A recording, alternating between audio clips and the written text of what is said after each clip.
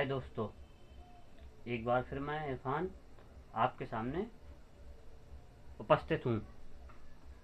हमने पिछली दो कक्षाओं में पहली कक्षा में कक्षा 10 सामाजिक विषय का सिलेबस पढ़ा और सिलेबस क्यों पढ़ना चाहिए ये पढ़ा। दूसरी कक्षा में हमने शुरू किया था इकाई 1 भारत एवं विश्व का इतिहास। उसमें हमने पढ़ा था पहला अध्याय यूरोप में राष्ट्रवाद का उदय, परिभाषा पढ़ी, उसकी कारण पढ़े, उसमें प्रमुख घटनाएं पढ़ी। उसमें 3 घटनाएं पढ़ी थी। पहली फ्रांसीसी क्रांति, दूसरा जर्मनी का एकीकरण, तीसरा इटली का एकीकरण। इसके बाद उसका रिजल्ट पढ़ा था, परिणाम क्या हुआ। तो अब उन जो घटनाएं थी उनमें से एक घटना है फ्रांसीसी क्रांति। Very very very important topic, paper में कई बार इसके क्वेश्चन पूछे गए। अब इसमें क्या क्या पढ़ेंगे वो ध्यान दीजिए। पहला परिभाषा परिचय, दूसरा फ्रांस में क्रांति हुई तो उसके कारण क्या थे। तो 2 कारण पढ़ेंगे, पहला दीर्घकालिक कारण और दूसरा तात्कालिक कारण। दीर्घकालिक का मतलब जो लंबे समय से चला आ रहा है, 10 साल, 20 साल, 25 साल, 40 साल, लंबे समय से। और तात्कालिक कारण का मतलब ये होता है कि कुछ समय पहले वो घटना घटना, इसके बाद तुरंत कोई चीज शुरू हो जाना।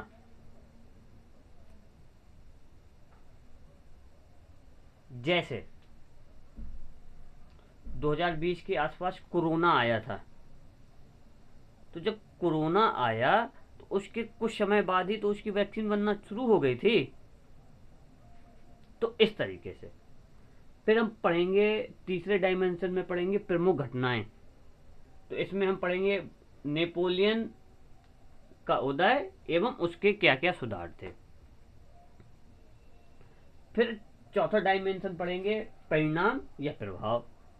अब ये क्रांति हुई तो इसके परिणाम क्या निकले। आप कक्षा 10 का पेपर देंगे 20 फरवरी 2026 को, सामाजिक विषय और अन्य विषयों का दोगे। तो जब इसका रिजल्ट आएगा तो पास होगे या फेल होगे। तो ये क्रांति क्या हुई उसके बारे में पढ़ेंगे। तो पहले परिभाषा, फिर दीर्घकालिक कारण, तात्कालिक कारण। तो दीर्घकालिक कारण एक से ज्यादा होते हैं और तात्कालिक कारण एक होगा। वो भी इन्हीं में से किसी, हो सकता सामाजिक कारण से हो सकता राजनीतिक कारण से हो सकता आर्थिक कारण से हो सकता दार्शनिक कारण से हो। उसकी चर्चा करेंगे। तो सबसे पहले आप लोग कॉपी में ये इतना बना लीजिएगा और परिभाषा लिखना शुरू कीजिए। परिभाषा लिखिए, जगह नहीं थी इसलिए मैं लिखा नहीं हूं, नहीं लिख देता। अमेरिकी क्रांति के बाद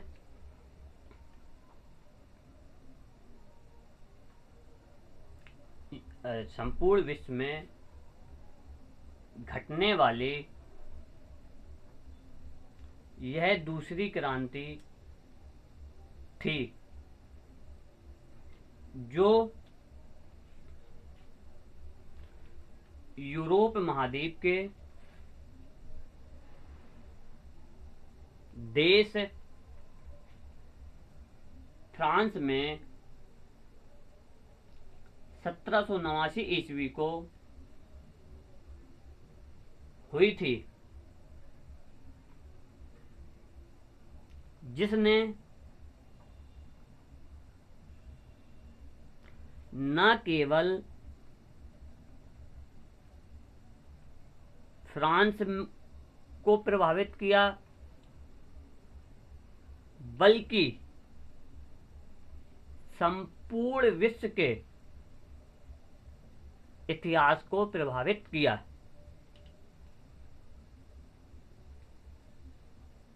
ये हो गई हमारी परिभाषा। फिर अब दूसरे में आएंगे इसके कारण। कारण पहले हम दीर्घकालिक कारण पढ़ेंगे, 1 2 3 4, इन चारों कारणों को पढ़ लेंगे। फिर इसके बाद तात्कालिक कारण पढ़ेंगे। फिर आ जाएंगे प्रमुख घटना परिणाम। तो ये जो प्रमुख घटना है, ये जो नेपोलियन का उदय एवं उसके सुधार, ये अगली कक्षा में पढ़ेंगे, क्योंकि ये थोड़ा सा अलग टॉपिक है, इससे भी क्वेश्चन पूछे गए। तो पहला आते हैं हम लोग सामाजिक कारण। सामाजिक कारण में क्या है? फ्रांस में व्याप्त सामाजिक असमानता। जब ये 1789 ईस्वी में क्रांति हुई फ्रांस में, तो उस समय, उसके पहले फ्रांस 3 भागों में बटा था। जो फ्रांस का समाज था वो 3 भागों में बटा था, पहला, दूसरा और तीसरा। पहला, दूसरा, तीसरा। इसमें आते थे पादरी वर्ग बोलते थे इसे,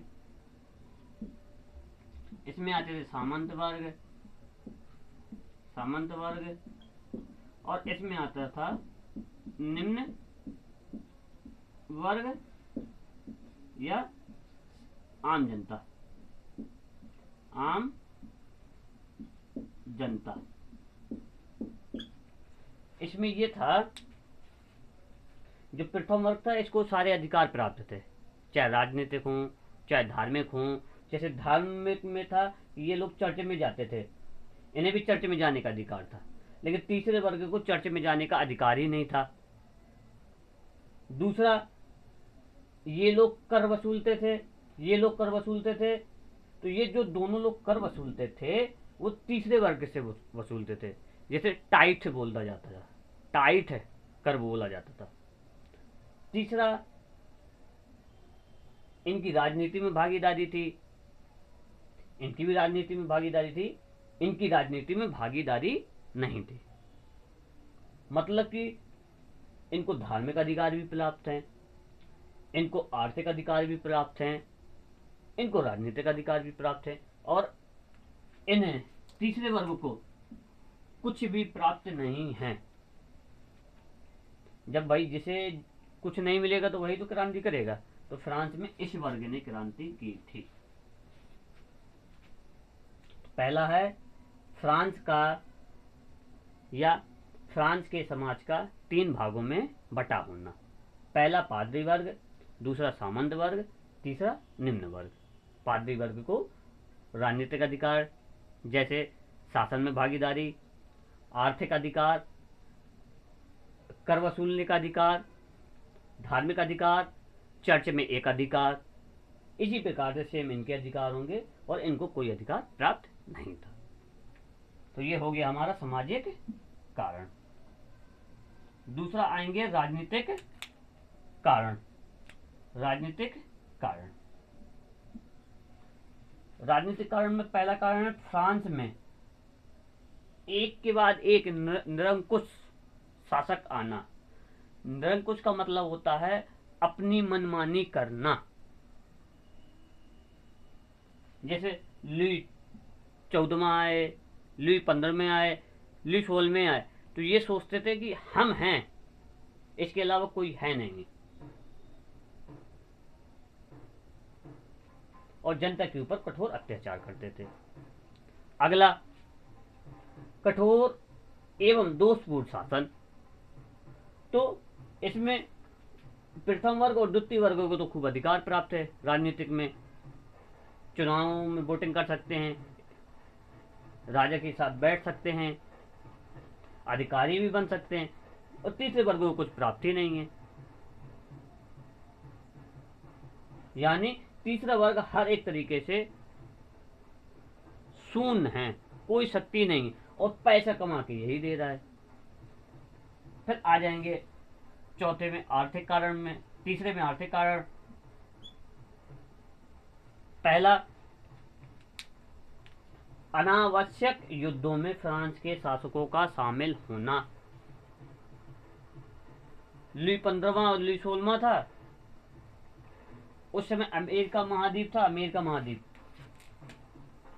ये उत्तर अमेरिका महाद्वीप, ये दक्षिण अमेरिका महाद्वीप। अब यहाँ पर इंग्लैंड का भाई कब्जा था, इसमें उपनिवेश बनाए हुए था। ये नॉर्थ है, ये साउथ, इसमें कब्जा था। फ्रांस अमेरिका वालों की तरफ से लड़ गया। लास्ट में क्या हुआ, इंग्लैंड जीत गया, फ्रांस हार गया। इससे क्या हुआ, फ्रांस ने खूब पैसा खर्चा किया, और जब इसका परिणाम निकला तो परिणाम में पता चला कि फ्रांस की जो आर्थिक स्थिति है वो बहुत कमजोर हो गई। अब कैसे कमजोर होगी, पैसा खूब लगा रहा और इंग्लैंड जीत गया। दूसरा देखो आर्थिक कारण में, फ्रांस के शासकों की फिजूल खर्ची। फिजूल खर्ची कैसे, विलासिता का, भोग का, आरामदायक जीवन जीते थे। जैसे लुई 16 की पत्नी थी मैरी एंटोनियो। अब उस समय फ्रांस में अकाल है, भूखमरी है, जनता भूख से मर रही है, और मैरी एंटोनियो महल बनवाने में लगी है। इससे क्या हुआ, तीसरी जनता भूख से मर रही है, खाना नहीं है, अकाल है, फिर भी लेकिन मैरी एंटोनियो महल बनवाने में लगी हुई है, तो ये जनता भड़क उठी। और चौथा मेन भूमिका निभाई दार्शनिकों ने। अगर ये नहीं होते तो ये इतने सारे जो कारण हैं कुछ काम नहीं आते। इन्होंने जनता को जागरूक करने के लिए प्रेरित किया, भाषण दिए, जनता को जागृत किया, और तीसरा वर्ग क्रांति के लिए सशक्त हो उठा। इसमें रूसो का नाम आता है, मॉन्टेग्यू का आता है, दिदरो का आता है, वॉल्टेयर का आता है। इनको हम इसलिए डिटेल से नहीं पढ़ रहे हैं, ये कक्षा 9th में डिटेल से पढ़ाए जाते हैं। आपको सिर्फ इनके नाम याद रखना है, बाकी ज़्यादा इसमें नहीं पूछता है। बाकी सिर्फ कारण और इसकी प्रमुख घटनाएं पूछता है और परिणाम पूछता है। तो एक बार थोड़ा जल्दी से रिकॉल कर लेते, इसके बाद तात्कालिक कारण पे चलते हैं। दीर्घकालिक कारण का मतलब जो लंबे समय से चले आ रहे हैं। फ्रांस में व्याप्त सामाजिक असमानता, यानी फ्रांस का 3 वर्गों में बटा होना, प्रथम वर्ग, द्वितीय वर्ग, तृतीय वर्ग। राजनीतिक में प्रथम वर्ग एवं द्वितीय वर्ग को अत्यधिक अधिकार मिलना, तृतीय वर्ग को अधिकार न मिलना, और कठोर एवं दोषपूर्ण शासन प्रणाली। और आर्थिक में क्या है, फ्रांस के शासकों का अनावश्यक युद्धों में शामिल होना, जिससे फ्रांस की राजकीय स्थिति कमजोर हुई। और फ्रांस के शासकों का, दूसरे नंबर में फ्रांस के शासकों का फिजूल खर्ची, भोग विलास का जीवन जीना। फिर दार्शनिकों का योगदान। दार्शनिक तो लोगों ने जनता को जागृत करने का कार्य किया। अब हम इसको मेट देते हैं इतना, इसके बाद तात्कालिक कारण पे चलते हैं।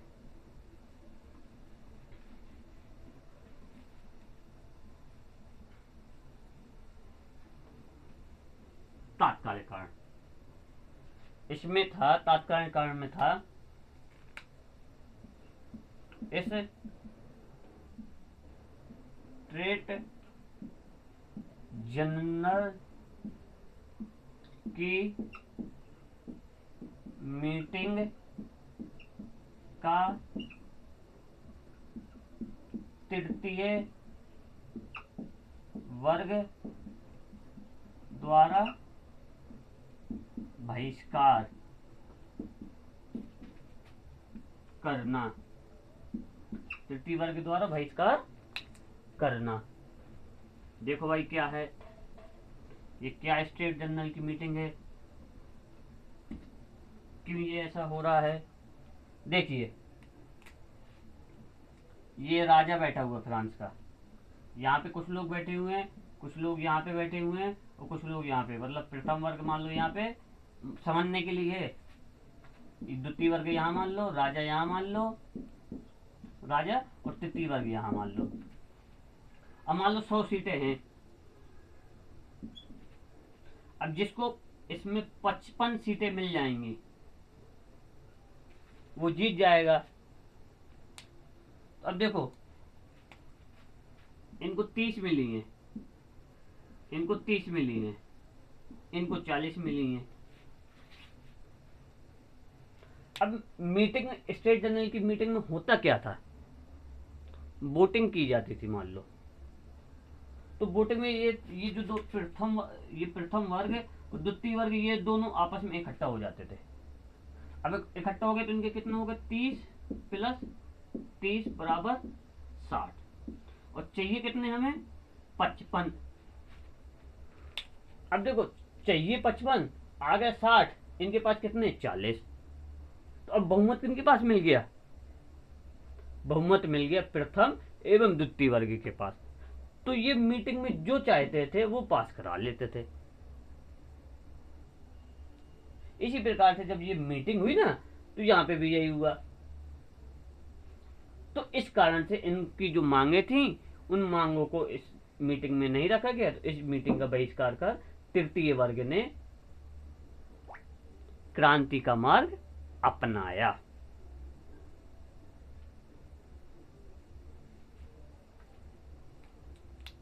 ठीक है।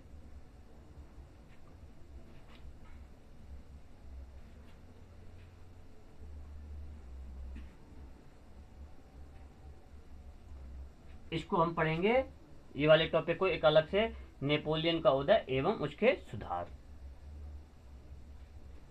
इसको हम कल की कक्षा में पढ़ेंगे, कल की कक्षा में, यानी कल तो संडे है, मंडे की कक्षा में आप इस टॉपिक को पढ़ेंगे। संडे को आपकी छुट्टी रहेगी। अगर कोई टॉपिक में दिक्कत होती है, कोई समस्या होती है, कमेंट करके उसमें टॉपिक बताइए, उसको संडे के दिन आपकी कमेंट के अनुसार उसको बता दिया जाएगा। अब आ जाते हैं परिणाम में। भैया इस क्रांति का रिजल्ट क्या निकला, तो ये क्रांति पहला, या तो सफल हुई होगी, सफल या असफल, यही तो होता भाई। आप पेपर देने जाओगे, या तो पास हो गए या फेल हो गए। तो ये हुई थी सफल। अब सफल हुई, आप पास हो गए तो 50% नंबर आए, 60% नंबर आए, 80% नंबर आए, कितने परसेंट नंबर आए उनके बारे में देखेंगे। हिंदी में कितने आए, गणित में कितने आए, सामाजिक विषय में कितने आए, कला में कितने आए, उनको देखोगे। तो इसी प्रकार से ये क्रांति सफल हो गई। तो अब इसके परिणाम क्या आए उनको देखेंगे। ठीक है। तो नंबर एक,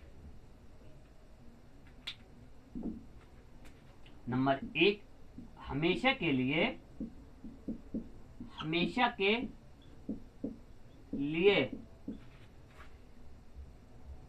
निरंकुश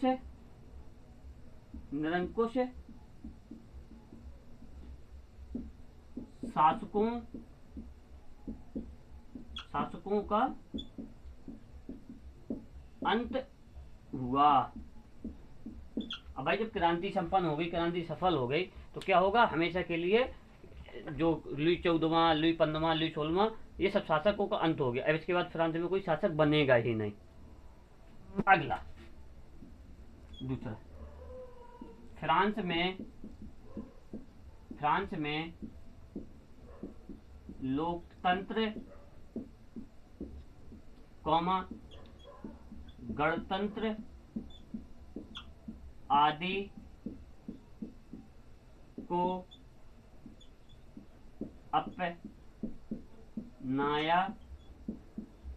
गया। फ्रांस में लोकतंत्र, गणतंत्र आदि को अपनाया गया। मान लो चुनाव प्रणाली अपनाई गई।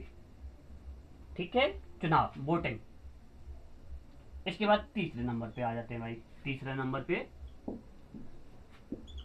तृतीय वर्ग के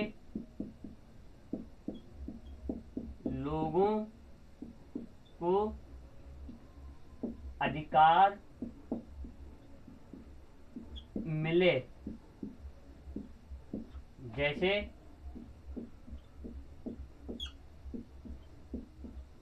चर्च में जाना,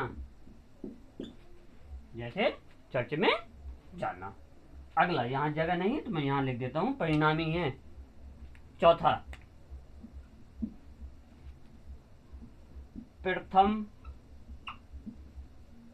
प्रथम वर्ग के एक अधिकार को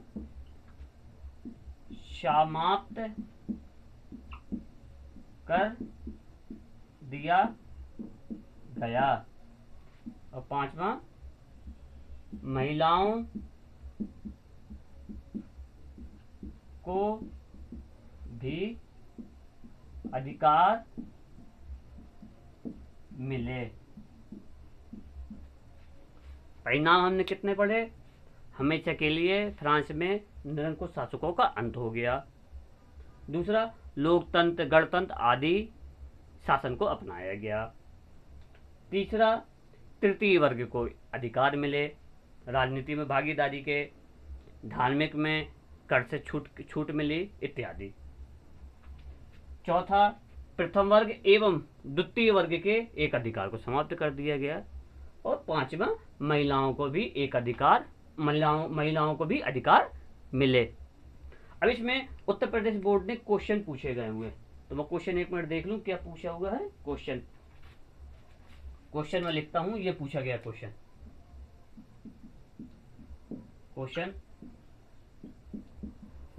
फ्रांसीसी क्रांति क्या है, इसके सभी कारण बताइए।